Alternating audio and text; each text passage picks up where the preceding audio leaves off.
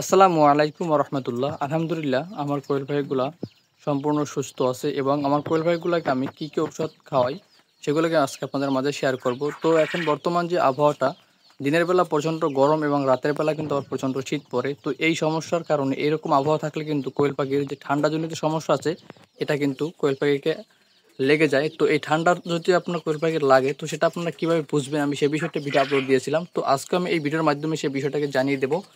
তো দেখতে পাচ্ছেন আমার কোয়েল পাখিগুলো ডিম দিয়েছে। তো আমার কোয়েল পাখিগুলো প্রতিদিনই বিকাল থেকে ডিম পাড়া শুরু করে এবং রাতেও কিছু পারে। আমি সকালবেলায় ডিমগুলোকে একখানে জড়ো করি। তো যাই হোক, আলহামদুলিল্লাহ, আমার কোয়েল পাখিগুলো সুস্থ থাকার জন্য আমি যখন কোয়েল পাখির ঠান্ডা লাগবে সেটা আপনার কীভাবে বুঝবেন, যদি আপনার কোয়েল পাখির ঠান্ডা লেগে যায় তখন আপনি দেখবেন যে আপনার কোয়েল পাখি খাবার কম খাচ্ছে এবং কোথাও চুপটি করে বসে আছে, গায়ের পশম যেগুলো আছে ওগুলো কিন্তু একেবারে ফুলে তারপর বসে থাকে। তো যখনই এই সমস্যাটা দেখেন তাহলে বুঝতে পারবেন যে আপনার কোয়েল পাখি ঠান্ডা আক্রান্ত হয়েছে। তো কোয়েল পাখিগুলো যদি ঠান্ডা আক্রান্ত হয়ে যায় তো আপনারা কী চিকিৎসা দিবেন আজকে আপনাদের মাঝে সেটাই শেয়ার করব। তো আপনারা যারা আমার চ্যানেল নতুন দর্শক তারা অবশ্যই আমার চ্যানেলটাকে সাবস্ক্রাইব করে রাখবেন এবং যারা চ্যানেলটাকে ইতিমধ্যে সাবস্ক্রাইব করেছেন তাদেরকে অসংখ্য অসংখ্য ধন্যবাদ।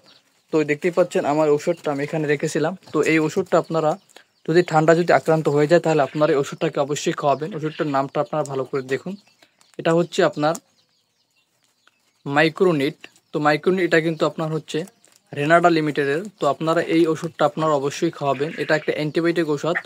তো আপনার এই ওষুধটাকে কোনো কম বেশি করা যাবে না, অর্থাৎ অ্যান্টিবায়োটিক ওষুধ কিন্তু খাওয়ানোর একটা নিয়ম আছে। তো আপনার এই জাতীয় ওষুধগুলোকে টানা আপনারা 3 দিন খাওয়াবেন। যদি একদিন খাওয়ানোর পরও যদি দেখেন পাখি সুস্থ হয়ে গেছে, তারপরও আপনারা কিন্তু 3 দিন এটাকে অবশ্যই খাওয়াবেন।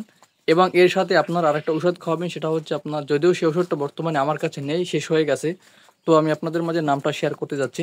তো ডক্সিপেট যে ওষুধটা আছে, ডক্সিপেট আপনারা খাওয়াবেন। তো আপনারা এই ওষুধটা, এই মাইক্রোনিট যদি আপনারা 3 দিন দেন, তারপরে আবার আপনারা 3 দিন দেওয়ার পরে আপনারা আবার যে ইয়াটা আছে ডক্সিপেট, এটাও আপনারা কিন্তু 2-3 দিন দিয়ে দিবেন সাথে।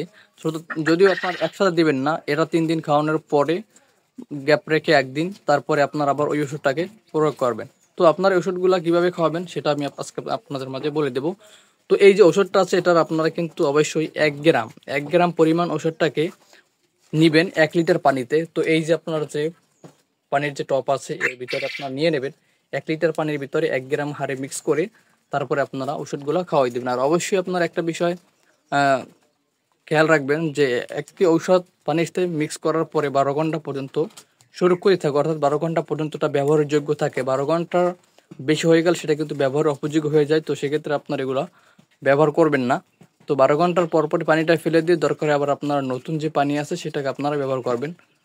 তো আমার ভিডিও যদি ভালো লাগে অবশ্যই চ্যানেলটিকে সাবস্ক্রাইব করে রাখবেন এবং যারা পেজ থেকে দেখছেন তারা অবশ্যই পেজটিকে ফলো করে রাখবেন। আসসালামু আলাইকুম রহমতুল্লাহ।